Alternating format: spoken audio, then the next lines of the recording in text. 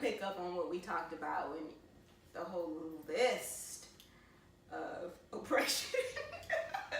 My oppression catalog. Yes, the whole list. My oppression catalog. I want to bring that back. And I talk about being a lesbian and Jamaican. Okay. That's enough. Yeah. That's enough by itself. But actually, when did you know you were gay? When did you know you were straight? When I like boys. When I like girls. So weird though, because I noticed liking boys, I was fast. I was like 9, maybe, my first boyfriend. So it wasn't in, that's what I think is kind of problematic about the perception of the LGBT community is that people just take it just all the way down, like just to like sex, you know what I mean? Right. And when you're younger, it's very simplistic. It's, you know, me being in first, second grade and just like, oh, she's pretty, I want to hold her hand. And then that's all it was. And it was just like, oh, she's really pretty. And then I was just like, I want to be a boy because boys like girls. So then I had one cousin that we're in the same age bracket. Like everyone is like super older, super younger.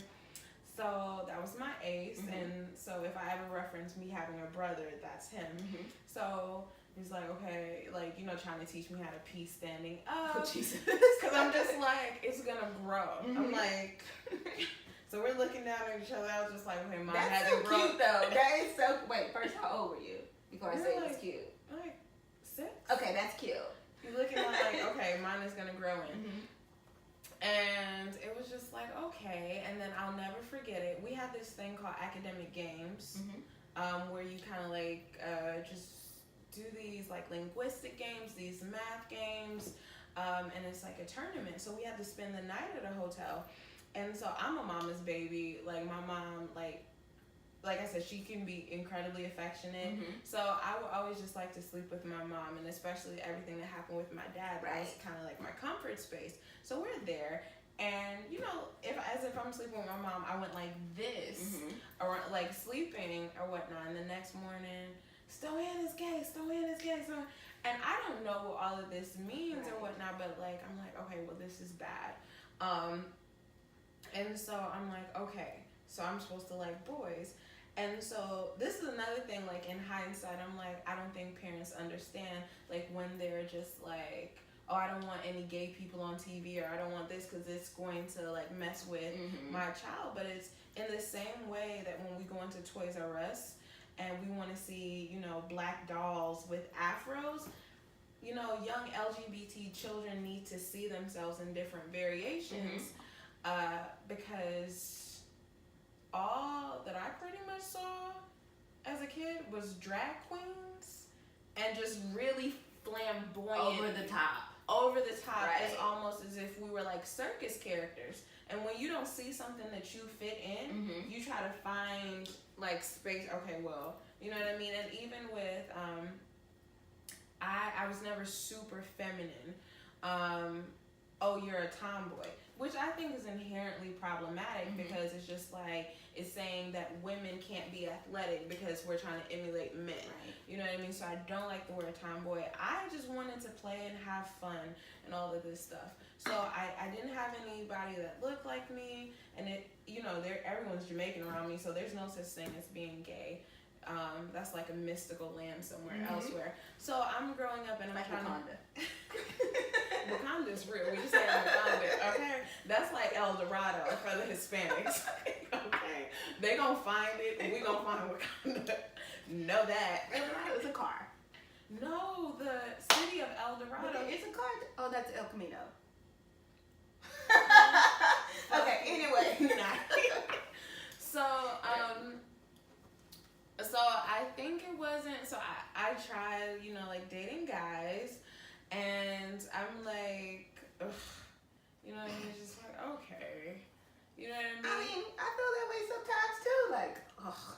No, but it's but just. not that kind of way. But not that kind of way. It's just like, okay, your date is sitting right here, and you just like, you know, mesmerized by the waitress or whatever, but you don't know what all of these things can like look like. and I would have, like, in high school, so I would talk to girls, but I'm like, I'm only gay if it gets physical. Like, I'm only gay or whatnot. And then I'm like, ugh. And then there was this one girl from high school who we used to work together at Finish Line. How gay. And, and so... Selling sneakers and shit. Right? Jordans, to be exact. And she's actually the one who took my gay virginity.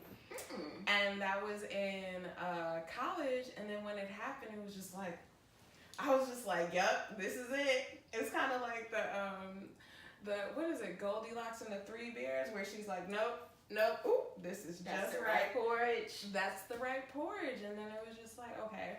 So then I never forget it. I was at Grand Valley State University and I was walking across Little Mac Bridge, and I called my mom and I was like, Mom, you know how you think that I like boys? I actually really like girls. She told me I was going to hell. She's Jamaican. She told me I was going to hell. And it was just like this weird feeling. And it was just like, huh. But at the point that I told her, like at the point that I say anything to anyone, whether it's about feelings or whatever, I'm ready for instant pushback. Right. So I was totally okay with it, and I was just like, okay, well, you know, I'm because always you feel like you had already accepted it for yourself. So any pushback you got, you were fine because you had already accepted it. Yeah. Okay. I think the only challenging thing for me, the one thing that hurt me like the most is, and I know that a lot of LGBT individuals can relate to this, is how knowing that there are child molesters in your family and you feeling like you're going to be the one ostracized. Like, this is tolerable. I'm not hurting anybody. Half the time I can't find a date. But this is a predator. And it's just like, huh. So that was the one thing that, like, fucked with me the most. Excuse me. Messed with me the most. You said it now. Blessed be. I need to write that down because we do need to discuss Handmaid's Tale, but we'll discuss it later. Okay, go ahead. So that was like the only thing that was just like, man, like, okay. And then I went through, so have you ever heard of the genderbread? No. So genderbread breaks down like the whole thing. Wait, I was about to have a real dumb moment. I'm like bread, like you can actually eat? Gender? Okay. So it's like, so there is, all right, are you ready? I'm listening. Okay, so the genderbread. So it's like what you like think up here. So when someone is like, I'm trans, it's up here. Like, I see myself as, you know, male or female, whatever, brain or whatever. Then there's outward appearance. So am I feminine? Am I masculine? Am I androgynous? So this is the thing. A lot of times people will say like, oh, she wants to dress like a boy. Oh, he wants to, all of this other stuff. When if you like really peel back the layers, at one point blue was considered a feminine color and pink was considered a stronger color. So boys actually wore pink, girls actually wore blue. So all of these ideas where we like genderize colors and things of that nature, they're like ever evolving, and you could go back like 100 years and it's something totally different. Like during the Victorian era, the Shakespearean era, there were only male actors. And also fingernails. Polish on your fingernails were a symbol of prosperity, of wealth. And not like, oh, you can't paint your boys now. I mean, I wouldn't do it now because for me, it is, I mean, I don't want my son with a soft pink bubble gum fingernail on, you know. But anyway, sorry, go ahead, go back. I was just inputting on how things evolve and how we put labels and things on certain items and behaviors. And then there's think, there's expression, there's sexuality, and that's about like who you're attracted to. So am I gay, straight, and there's, you know, pansexual and things of that nature. And then there's like my loins, right? So am I intersex? Am I male, female, or intersex? Because there isn't just two genders.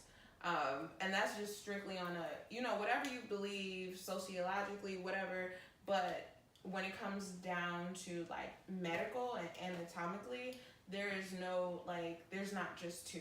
Some people, like some of the models that are incredibly statuesque and just like really tiny, like some of them, like what they look like is someone who can be androgen insensitive. So someone who's genetically male, but their bodies reject testosterone, so they kind of look like just like really small developed or whatnot, but they look female because their body is rejecting it.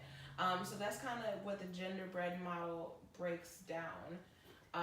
And so for me, I was just like, well, how, okay, I know I like women, but what does this look like? And that's what goes back to having models, because you could like model behavior, like, okay, well, this is this, okay, well, this is how this could look. But for a lot of LGBT, we're kind of like stabbing in the dark, because it's just like, I don't see a roadmap. I don't see something that looks like me, and I'm not a drag queen. So how is this gonna work? Even though I am naturally flamboyant. So I went through a phase of being a stud, which is someone who is more masculine. You told me about this, yes. Horrible experience. I don't like straight but curious girls. Call me stofers, but I like it ready-made. Okay. I don't, because a lot of times people are just like looking for experiences, and I'm trying to navigate a space, so I don't want to be someone's experience in the same way that you feel, you know, someone may feel like, well, I don't want to, like if I'm dating someone from a different race, are they trying to like fetishize me or stuff like that? So I didn't really like that. My roommate was a dancer, not that on the dance team. So some of her friends were. See, my mind didn't even go there though. I was thinking on the dance team. I just, you know, you got to be intentional, and so it was just like, no, I don't really like this. So then I was just like, okay, well, what does this look like for me? And then just figuring out what I like, because I think that as a young woman being told, well, you can't do this, you can't do this, I just felt like my head was spinning. And at the same point, my relationship with my mother was taking turns, because when you don't know what exactly it looks like, it's kind of hard to have that concrete footing. But like I said, my mom always challenges me to question everything. So I put that back on her, challenging, you know, how her misconceptions and all this other stuff. So my mother went from you're going to hell to now my mother, like she did things like on her own. Like one time she volunteered at Equality Michigan. She was just like, okay. And that's really sweet of her though.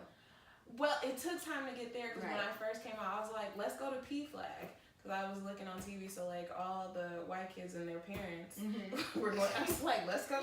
But I was like, I'm not doing this shit. So it came to a place where she was just like, so my mom only, at the point that, my mom didn't go back to school until late 40s. So she got her associates, her bachelor's, her master's, so she went into social work, and so you had to volunteer at an organization, and she intentionally picked Equality Michigan. She was like, okay, this is not bad. I'm not trying to jump into it, okay. And then she like started inching around, and now my mom volunteers for LGBT Detroit,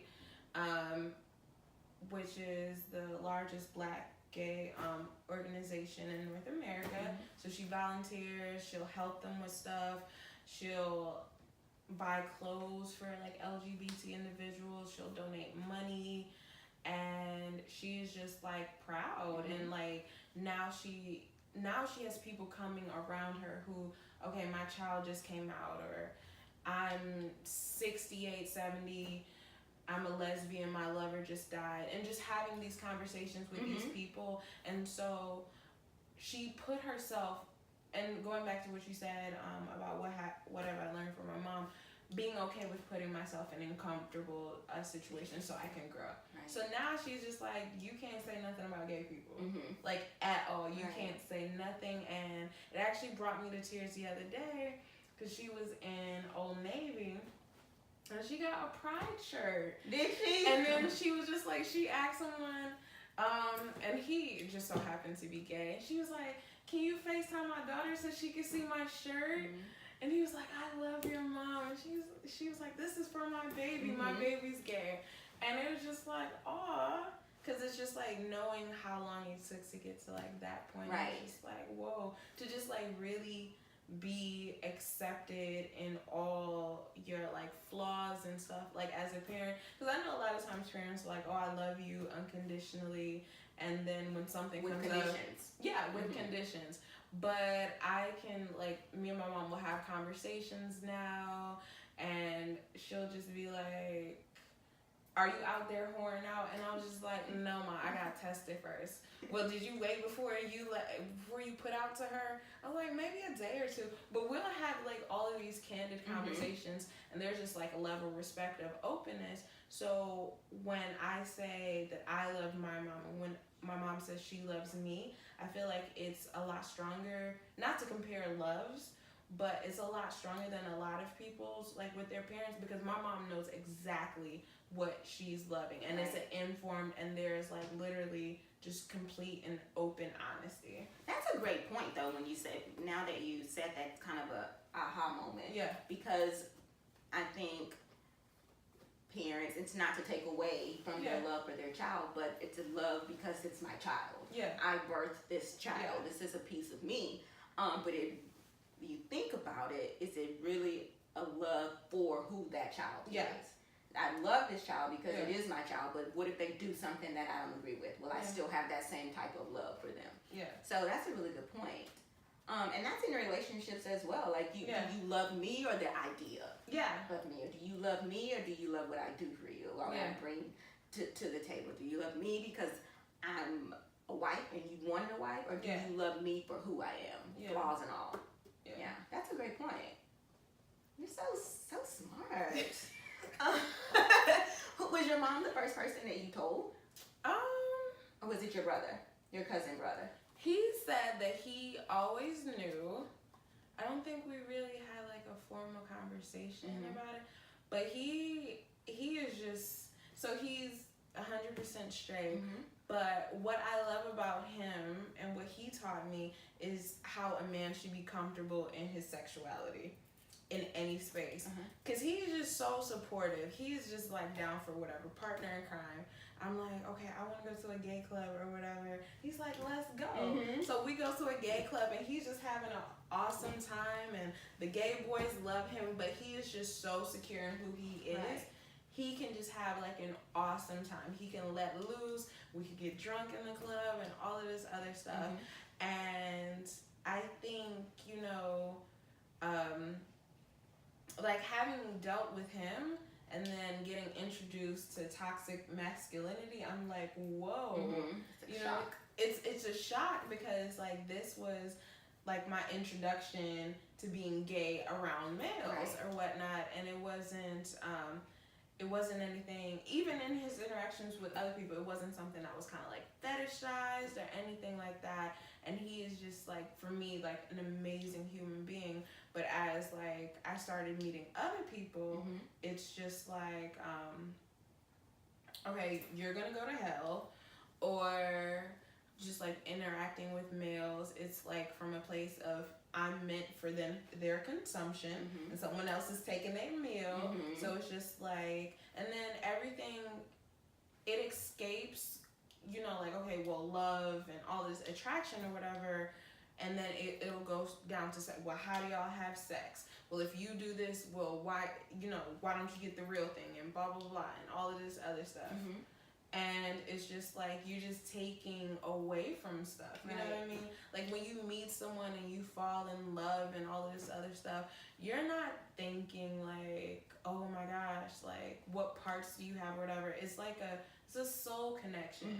You know what I mean? Because that's what gets you through the days, because you're not constantly every waking moment having sex with this person. You have to communicate, you have to love, you have to grow, and you have to build, which makes it so disheartening, like when people just like reduce us to the sex that we have.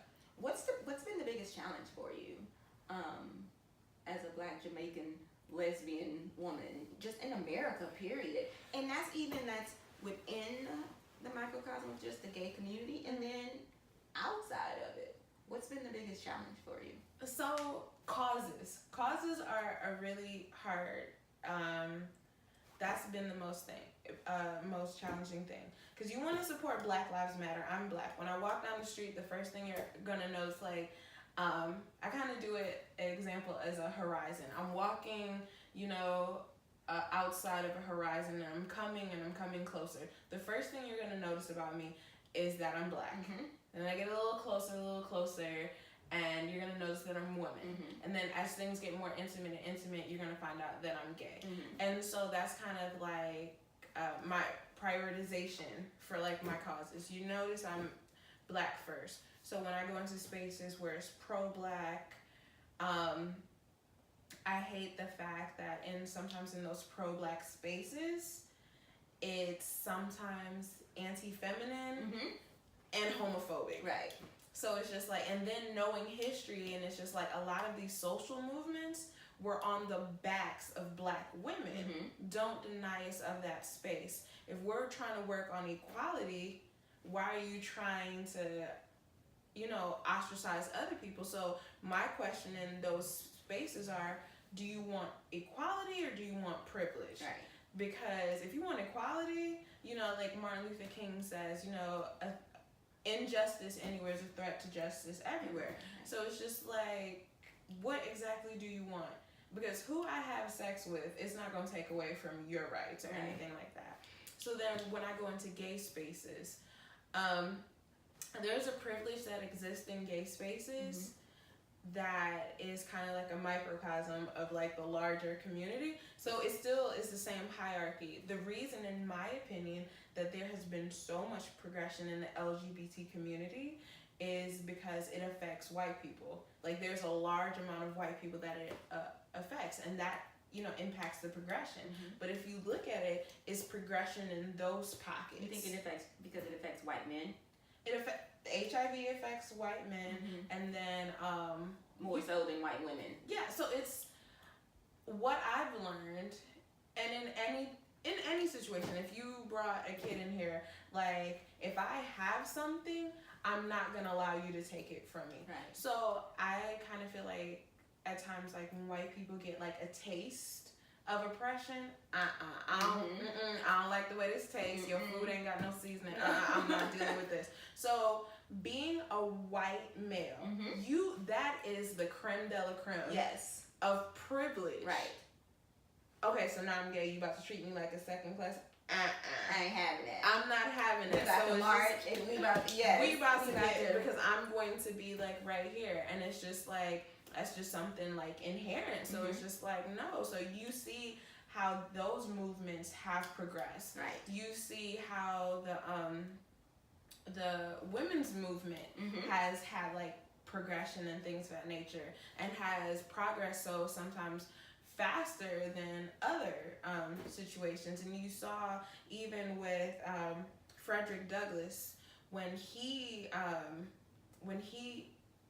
Black males got the right to vote and stuff like that, before like the women's suffrage movement, how like they were like, mm-hmm. And then it's just like all these like white female supporters were like, we didn't say that. We didn't say you could vote too. Yeah. Like, no, like, we gonna get on first. Right. So I think that's impacted that's definitely impacted like how I am in those spaces, because mm-hmm. It's just like, everyone wants to use all these buzzwords like, oh, diversity, inclusion, blah, blah, intersectionality, but no one really wants to meet you on your intersections. Mm-hmm. So it's very challenging in certain spaces, and it just really leads to like emotional burnout. So that's why, I go back to saying like, my cup, like if I can't be welcomed in this space, mm-hmm. And I think that's why that situation bothered me so mm-hmm. much, is don't marginalize me, don't do these microaggressions with me, because I'm already coming into a space with Black and brown folks, and we deal with this on a day-to-day basis. Right. I'm not about to take this for my own.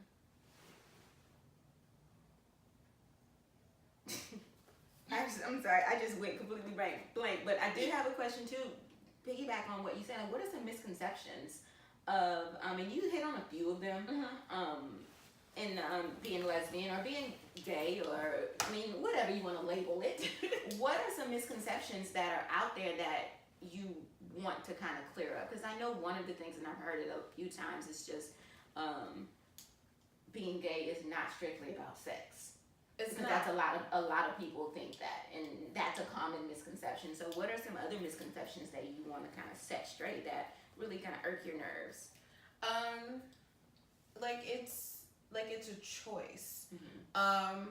Because first of all, if I had a choice in anything, on a good day, I might choose to be white, male, and straight. Well, you can't. Right. So it's just like, you can't help what you feel, you can help what you act on. So I think that that's a thing for a lot of people, like, okay, I'm not going to act on it, but I'm not going to be true and honest to myself. Right. So it's not like no one, when I throw it back on people, like, well, when did you choose to be straight? And they're like, what? As if this is just like some anti-thing. Also, I think it's incredibly like inappropriate to like ask LGBT individuals, how do you have sex? Because you don't ask straight people. You don't, you know what I mean? Like, no straight guy is gonna just walk up to another straight guy like, oh, how do you fuck your wife? Like, no one is gonna do that. So don't be disrespectful. Don't marginalize me, to my sexual experience. The whole DL phenomenon, so the whole term DL is like one of those dog whistle words, because it's only subscribing to men of color who have sex. You know what I mean? But it's white men do the same thing. But what I would push back on is, if people are so concerned about the whole DL thing, then why not put people in spaces where they can actually be honest and tell the truth? You say like, oh, well, if this is what you like, this is blah blah blah, just be honest. And if a black male tells you like, oh, I am gay, he becomes so much less than. And if you think about kind of like the trajectory of manhood as it pertains to being an African American male, and know the history that, okay, if I tried to protect my family, my balls were cut off and I was hung, and all of these other things, and dealing with buck breaking and all this stuff. I am fighting for my manhood. I am fighting to be seen as a man. Historically, like maybe like 40 years ago, a grown-ass man is referred to as a boy, and I'm sure certain parts now, you'll still get referred. Right. I'm fighting for my manhood. I'm trying to be honest with you, but in a world, I'm fighting for my manhood, and you just gonna knock me down just because I'm not attracted to you? Or when people are just like, well, you sure you don't like it? And then, and I have to preface this, 19-year-old Stoyan is just like, well, you sure you don't like it? Because I could go get a strap so you can see. I would say to guys, well, anything you want to do to me, let me do to you first, and I'll let you do it. That wasn't gonna happen. So it's just, I think a lot of them, we're not child molesters.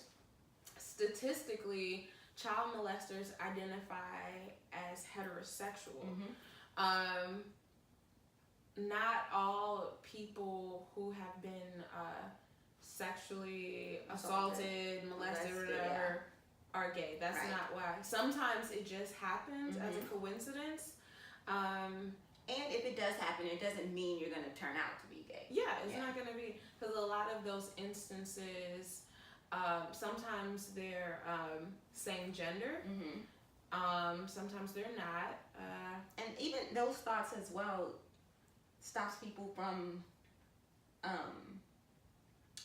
revealing that they have been assaulted or molested, because they feel that if it's same gender, they feel that this is going to make me gay, and then I'm going to be demeaned or embarrassed. So that's not a reason to not tell that, this is happening. Definitely. And, just for full disclosure, like, as being someone who's a survivor of, child sexual abuse, and also being gay, figuring out how I'm going to navigate certain spaces, because I don't want to have to defend myself and just saying these are two independent things.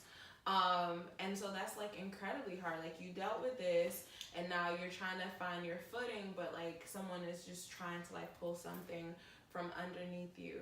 What are some other misconceptions? We all don't have diseases. Cause I always make sure mine is USDA grade A choice beef, honey. So, no, but testing is incredibly important, and I think whatever your sexuality is. No, but I think more so with lesbians, because we're like, it's not necessarily, we just, as a community, a lot of times lesbians don't think like, oh, especially for those who identify as masculine, who are gold star, meaning they don't, some people I know have never had a pap smear. Oh. Because they're just like, they've never been penetrated. Yeah, so I've never had a pap smear. Some people don't get tested because they're just like, oh, well, we can't really catch anything or whatnot. And so that's something. And that's why I made, the jokingly comment, because sometimes people in the lesbian community don't get tested. And I think that speaks to, another misconception that I think a lot of people don't think about, like, okay, because we're all women, there are services for women, but people don't realize that a lot of those services are tailored towards heterosexual women.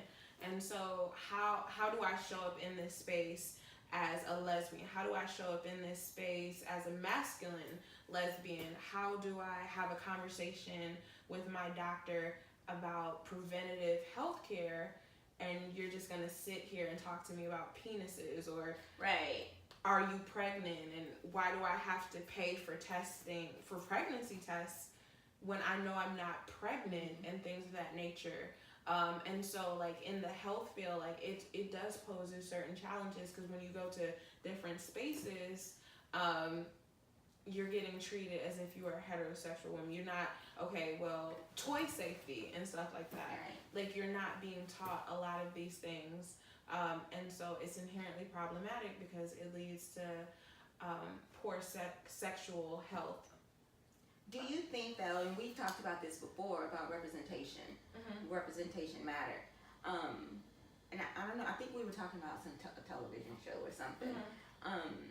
But I think that could possibly lead to the lack of knowledge as well. Just not being exposed to it, and not knowing that there are such things as what'd you say, toy safety, is that what you said? And so that's new to me. Well, it should be, because I don't know. But just like you mentioned before in our conversation before, it's just important to have representation. All right, guys, so we'll be right back. We're going to talk a little bit about Stoyan and her traveling. So tune in. We'll be right back.